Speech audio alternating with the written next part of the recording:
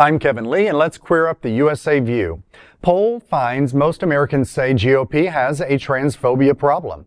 A new YouGov poll suggests most Americans believe transphobia is a serious issue within the Republican Party. According to the survey of over 1,100 U.S. adults, 64% say transphobia is at least somewhat of a problem among Republicans, with 44% calling it a major problem.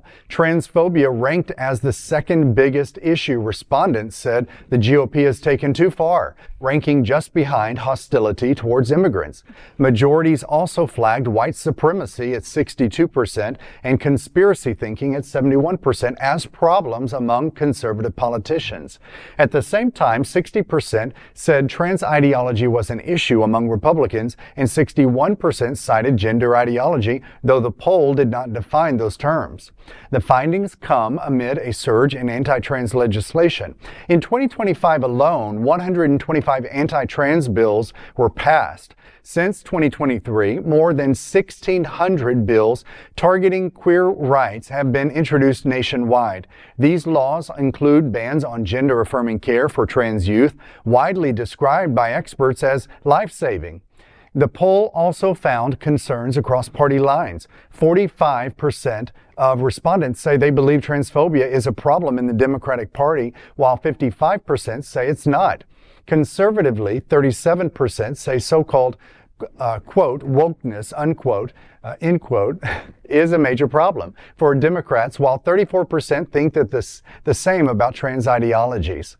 This is a very sad story. Is it a surprise? No, it's not a surprise. We know that there is so much hostility towards the queer community.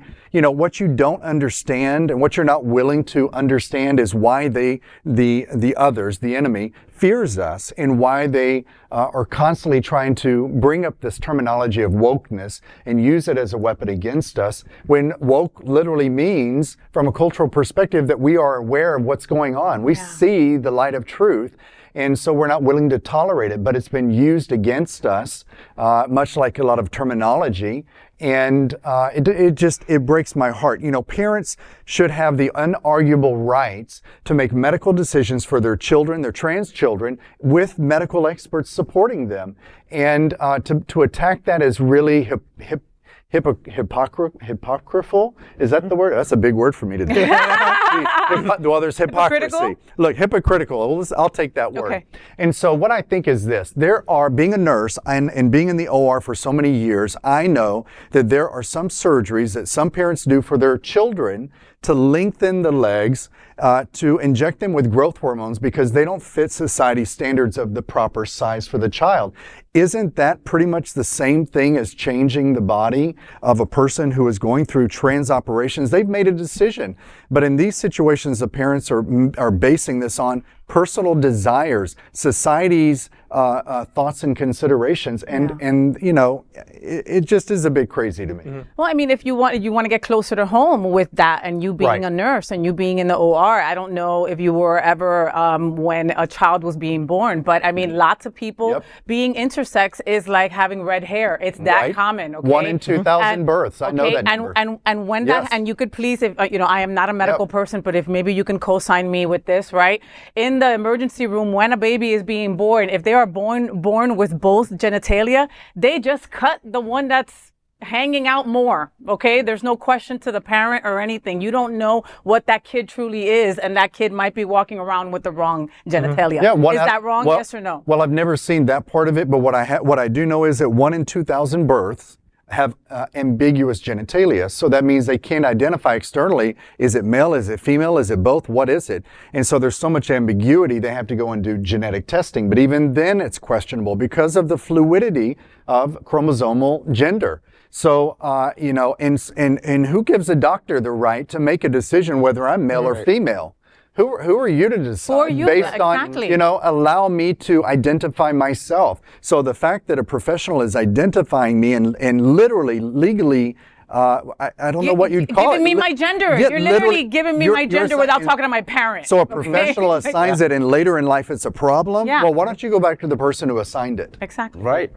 That's a good one. Exactly. Again, so there's a lot of trans and gender non-conforming people just walking among us that and had living no life choice. beautifully. You know what I mean? And right. They're living life beautifully, and a lot of them are doing very well. Some do have some psychological issues for identifying who and what they are. But I know a lot of transgender people who identify as neither male nor female, and they're very comfortable with it.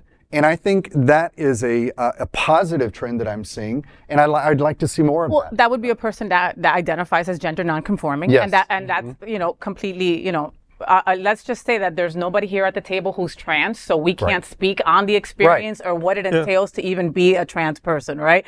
But this poll, this poll, it's like Americans think that that a party has we have a transphobia problem in our country, but where does that come from, right? It comes also from the top. Orthodoxy. Yep. Right. Amen. Amen.